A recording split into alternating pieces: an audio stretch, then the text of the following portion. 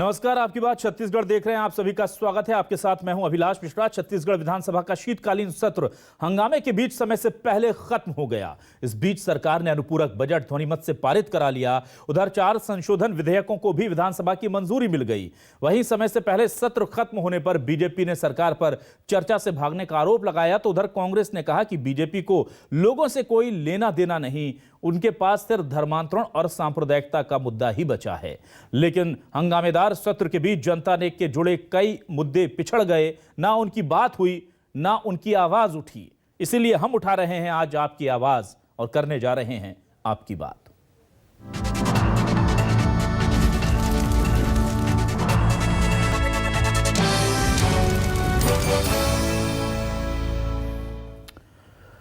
तो विधानसभा का सत्र यूं तो 5 दिन चलना था, लेकिन शीतकालीन सत्र महज 3 दिनों में सिमट गया। आप सोचिए कि जिस लोकतंत्र में इतने सारे मुद्दे हैं कि अगर मैं गिनाने बैठूं तो आधा दिन निकल जाए, वहां विधानसभा की कार्रवाई महज 3 दिन में खत्म हो जाती है।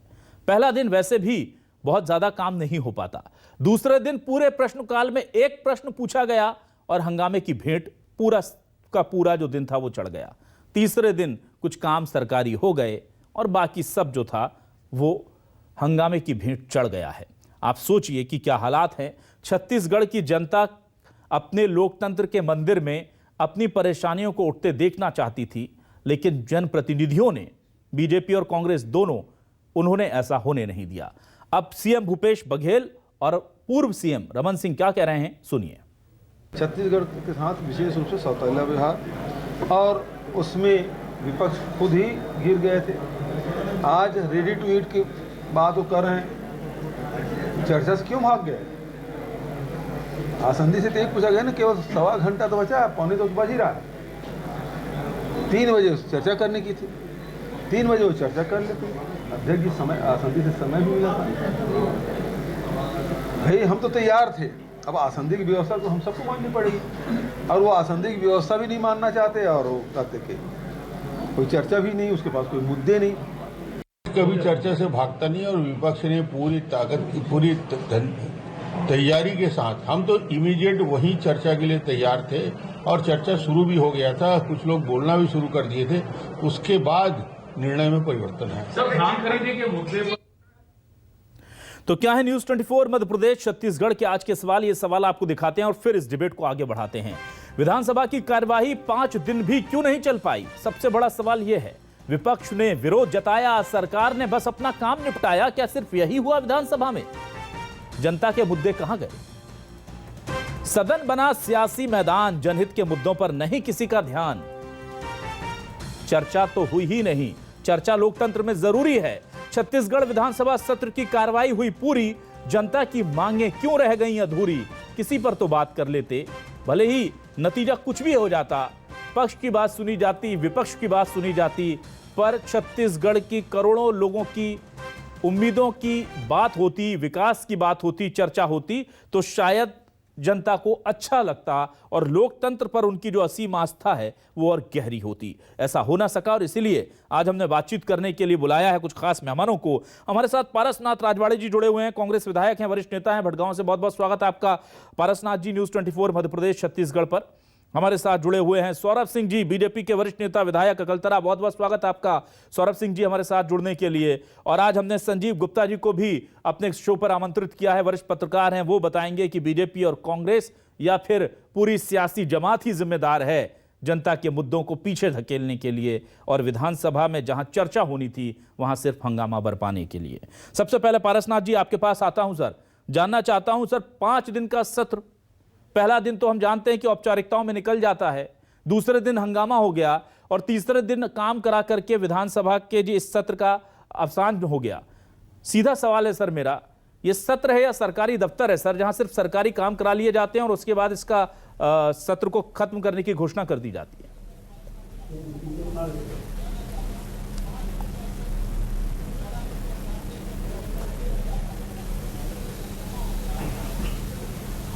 पारसनाथ जी आप तक आवाज पहुंच रही है मेरी? जी जी आ रही है जी। पारसनाथ जी मैं जानना चाहूंगा सर, ये ऐसा लग रहा है कि सरकारी दफ्तर है, सदन ना होकर के, क्योंकि हम देखते हैं कि सरकारें आती हैं, अपना काम करा लेती हैं, जो भी सरकार होती है 2-3 दिन में चर्चा की कोई अहमियत ही नहीं रह गई है सर अब।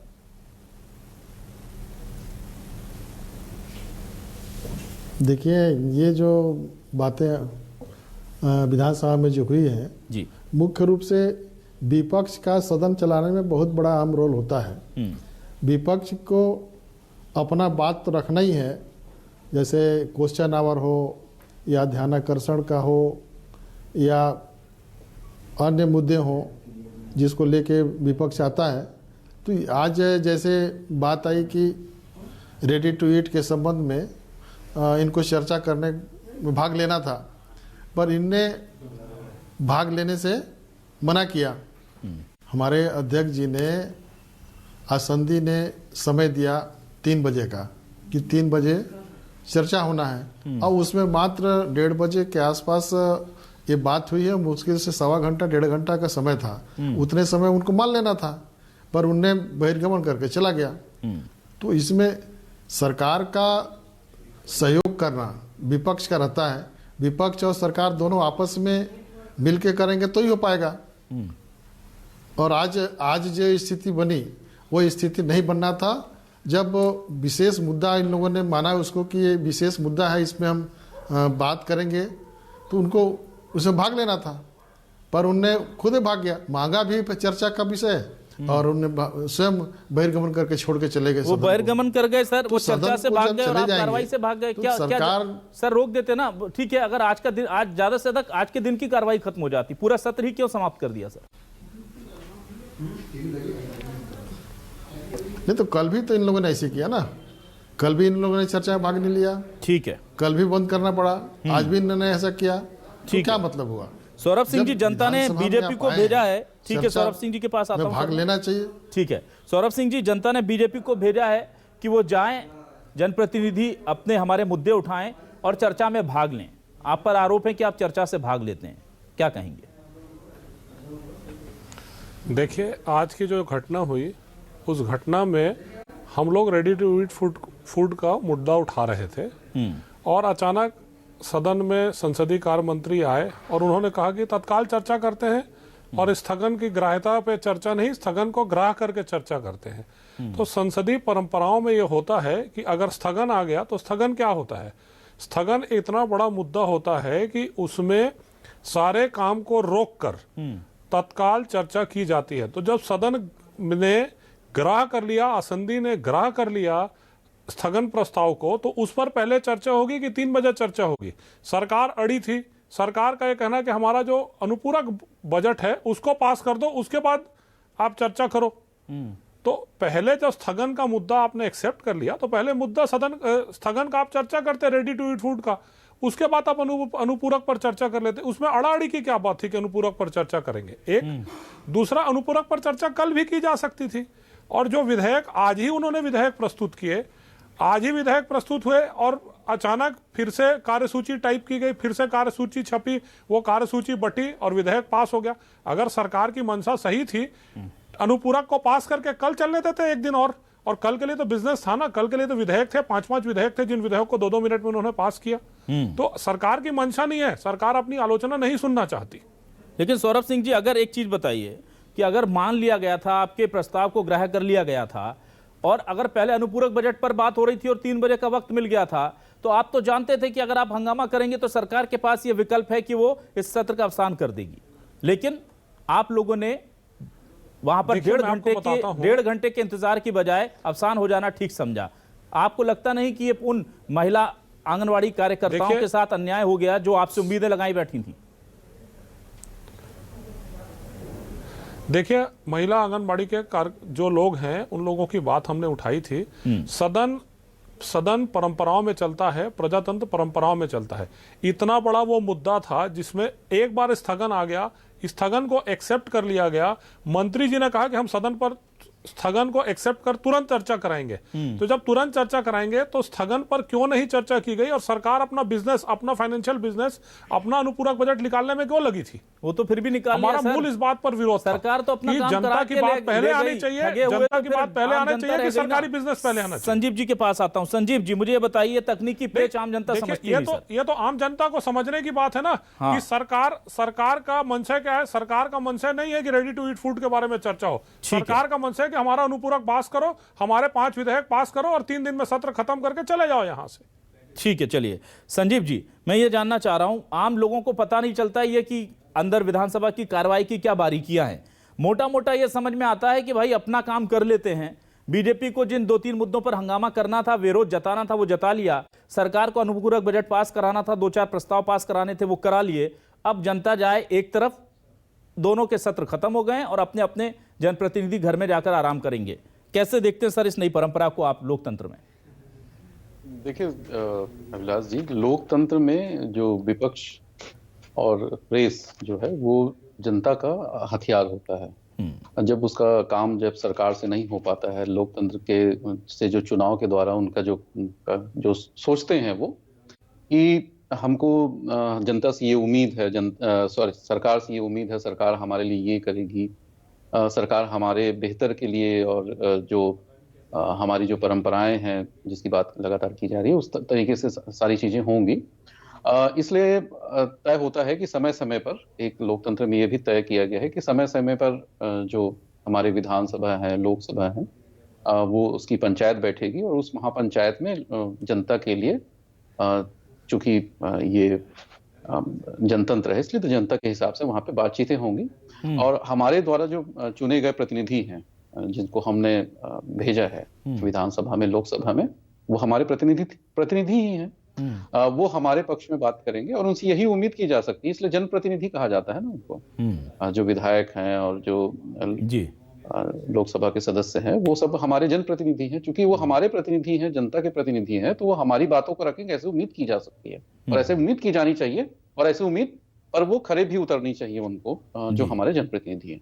पर होता क्या है कि आप देख रहे हैं अभिलाष जी पिछले कुछ समय से कि सदन जो है उसमें कामकाज कम और हंगामा ज्यादा होता है। अक्सर कई बार देखने को आया है, मैं तो लंबे समय से सदन की रिपोर्टिंग कर रहा हूं, तो मुख्य मुद्दा जो है, जो जनता के लिए है, जनता के हित से जुड़ा हुआ मुद्दा है, वो गौण हो जाता है और वो हंगामा होता है। फिर उसमें बहिष्कार और फिर उसके बाद निलंबन की कार्रवाई, और इस तरह से फिर जो तय होता है कि 5 दिन के लिए कम से कम ये जो हम शीतकालीन सत्र 5 दिन के लिए तय किया गया था, 13 से 17 के लिए, उसको 15 तारीख को ही 2-3 दिनों में ही कर दिया गया। फर्स्ट डे तो श्रद्धांजलि, जो माननीय सदस्य जिनकी मृत्यु हुई थी उनको श्रद्धांजलि, उसके बाद फिर दूसरे दिन और 2 दिन, कुल मिलाकर 2 दिन बस सदन की कार्रवाई चली।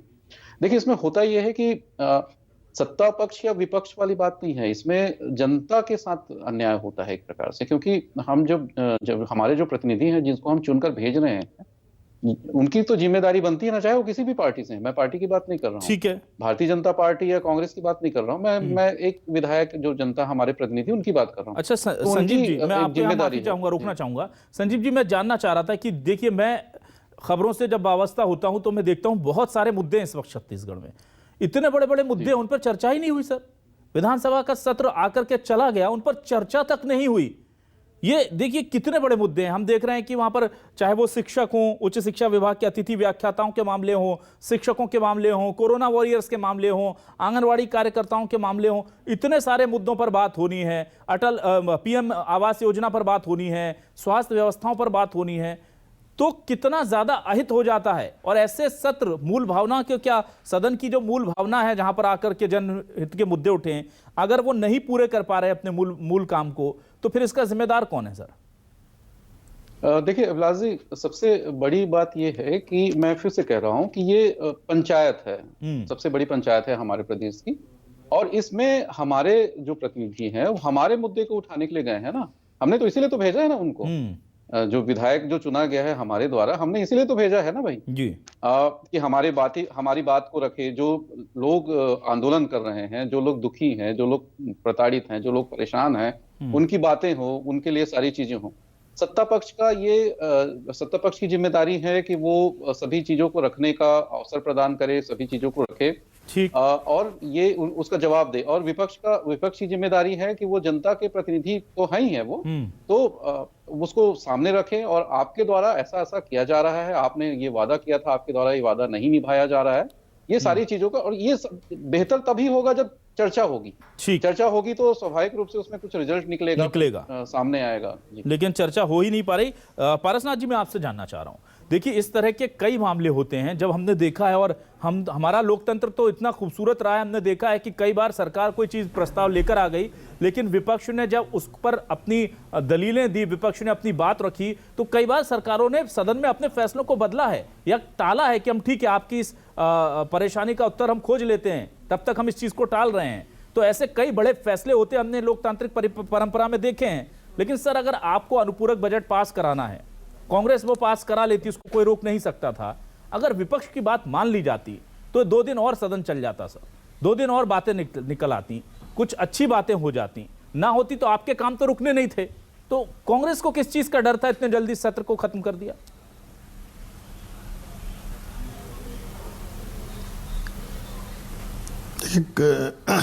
कांग्रेस को अगर सदन नहीं चलाना होता तो 5 दिन का उन समय क्यों रखते, 3 दिन क्यों नहीं रखते, बिल्कुल 4 दिन क्यों नहीं रखते। पर कांग्रेस सरकार का स्पष्ट मनता था कि विपक्ष को पूरा मौका दिया जाए और पूरे सदन में अपने बात को रखें। ये सोच के इनने सरकार ने 5 दिन का समय को रखा, पर इन विपक्ष ने चलने नहीं दिया। उनको तो अपने जैसे प्रश्नकाल हुआ, प्रश्नकाल का उपयोग करना चाहिए, लोगों को मौका मिलना चाहिए।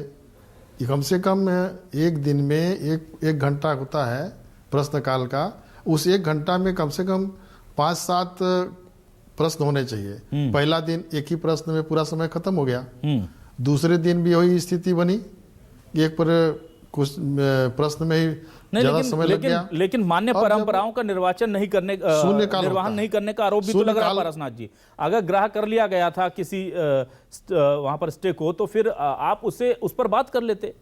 थोड़ा सा कुछ जवाबदारी तो वहां पर आ जाती है ना सरकार की या सत्ता पक्ष की भी। और सदन तो समन्वय से चलता है, अगर आप भी अड़ जाएंगे वो भी अड़ जाएंगे तो जीत किसकी हुई?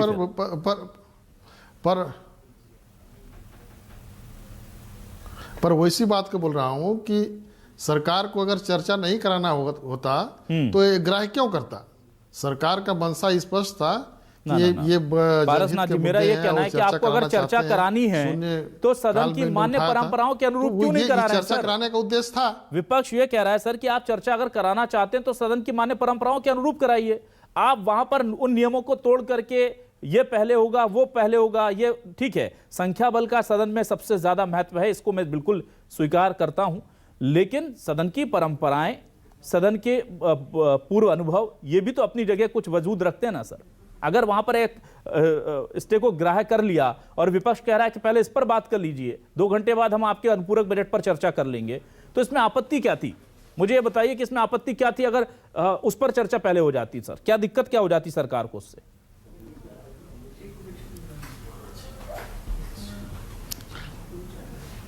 विधानसभा में आसंदी के निर्णय पर विधानसभा चलता है। आसंदी ने जो निर्णय ले लिया उसके आधार पे सदन में चर्चा ही होती है। तो सदन में चर्चा ये हो गया कि पहले अनुपूरक पे चर्चा हो, बाकी जितना समय लेना है स्थगन के लिए पूरा समय रहेगा। ठीक है, आज नहीं हो पाएगा, कल भी हो जाएगा, कोई दिक्कत नहीं, देर रात तक चलेगा। अच्छा पारसनाथ जी, आपको दुख हुआ नहीं था? और समय कितना था? आपको दुख हुआ? विधानसभा का सत्र 5 की जगह 3 दिन में खत्म हो गया। आपको दुख हुआ सर? 5 की वजह 3 दिन में खत्म हो गया, आपको दुख हुआ?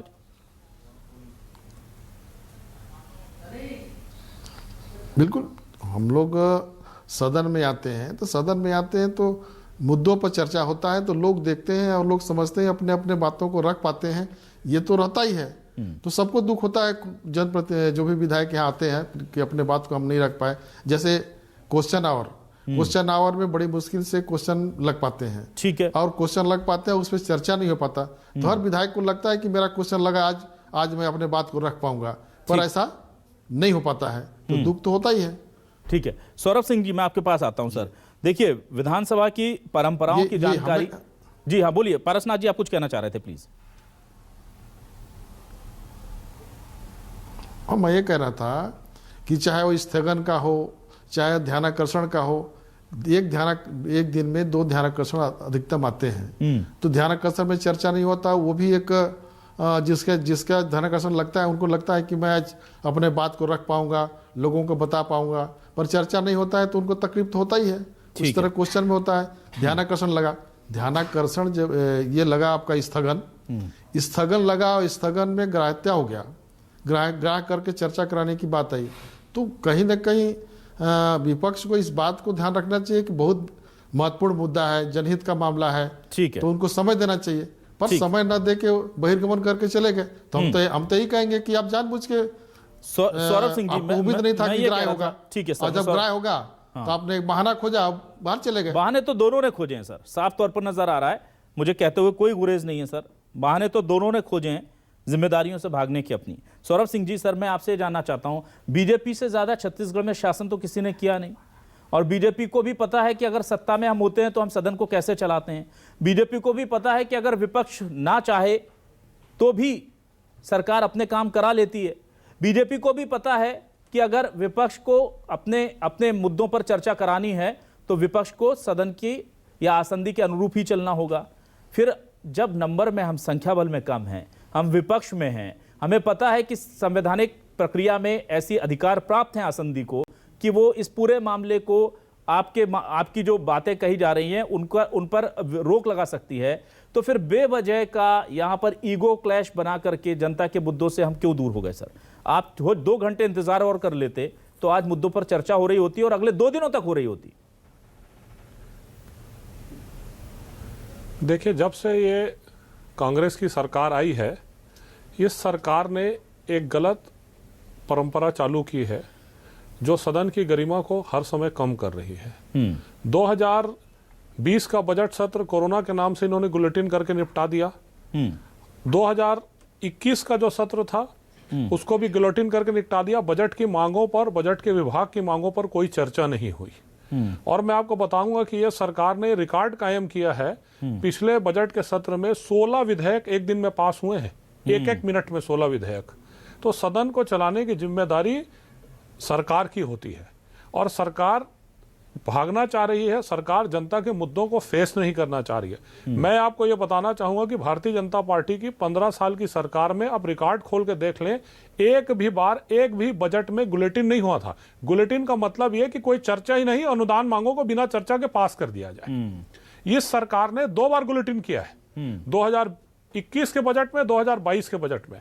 और आप देख लीजिए कि पिछले सत्र में, पिछले 3 साल में जितने दिन जब से ये सरकार आई है, कितने दिन सदन चला है, कितने दिन सदन को हटाया गया। कभी असम के चुनाव के चक्कर में भाग जाते हैं, कभी किसी चीज के चक्कर में भाग जाते हैं। सदन चलाने की जिम्मेदारी, आप 26 दिन का सत्र बुला रहे हैं, 10-10 दिन, 11-11 दिन में बजट सत्र को समाप्त कर रहे हैं।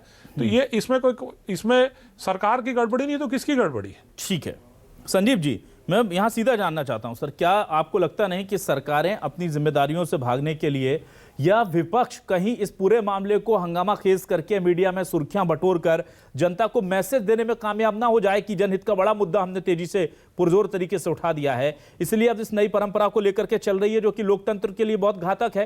कि सिर्फ सरकारी दफ्तर बन गया है क्या सदन, कि आते हैं अपने काम निपटा के चले जाते हैं? 16 बजट एक दिन में, 16 प्रस्ताव जो है वो विधेयक पास हो जाते हैं, तो जाहिर सी बात है कि फिर उन पर चर्चा क्या हुई होगी? तो चर्चा से दूर भागती सरकारें और चर्चा से दूर भागता विपक्ष लोकतंत्र के लिए कितना खतरनाक है सर? देखिए अभिलाष जी, आपकी चिंता बिल्कुल जायज है। मुझे ऐसा लगता है कि जब भी विधानसभा की कार्रवाई होती है, लोकसभा की कार्रवाई होती है, तो विधानसभा और लोकसभा की कार्रवाई चर्चा के लिए ही होती है, न कि वहां पे बहुत ज्यादा हंगामा। ठीक है, अपनी बातों को रखना, अगर कहीं किसी चीज से आपको परेशानी है, किसी मुद्दे को लेकर आपको परेशानी है, तो अपनी बात को दूसरे तरीके से रखना।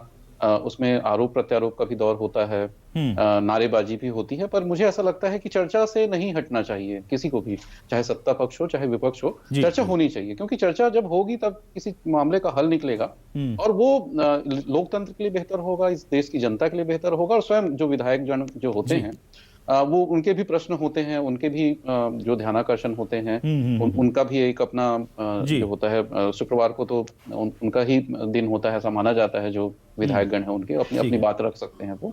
तो वो सारी चीजें हैं। पर मुझे ऐसा लगता है अभिलाष जी, इस मामले में जो आज जो हुआ है अभी यहाँ पे, इसमें जो नगरीय निकाय के जो चुनाव हो रहे हैं, उसका भी कुछ एक छाया है, लग रहा है। टाइम चाहिए निकाय के चुनाव में जाना था, टाइम चाहिए। तो जनता जो है उसके मुद्दे जो हैं खत्म कर दीजिए। जिन चुनावों से चुनकर के जनप्रतिनिधि आते हैं, फिर उन्हीं चुनावों में जाने के लिए जनता से दूर होने के बहाने बनाते हैं। ये लोकतंत्र की खूबसूरती कह लीजिए, दुर्भाग्य कह लीजिए, जनता को इसी के साथ चलना है। जिस लोकतंत्र में चर्चा के लिए लोग आने थे, वहां पर आकर के चर्चा से भाग जाते हैं। जनता फिर सोचती है कि अगले सत्र आएगा, हमारी मांगों को उठाया जाएगा। सड़क पर जनता है, सड़क पर विरोध है, सड़क पर झंडा है, सड़क पर डंडा है, हम देखते हैं लाठीचार्ज भी होता है, पर उसकी चर्चा सदन में नहीं है। क्या इसी लोकतंत्र को हम चाहते थे? सोचिए। आपका शुक्रिया अदा करूंगा पारसनाथ जी, सौरभ सिंह जी, संजीव गुप्ता जी हमारे साथ जुड़ने के लिए बहुत बहुत शुक्रिया आप सभी का। हमारे दर्शकों का भी मैं शुक्रिया अदा करना चाहूंगा इस तमाम डिबेट में हमारे साथ जुड़े रहने के लिए। नमस्कार।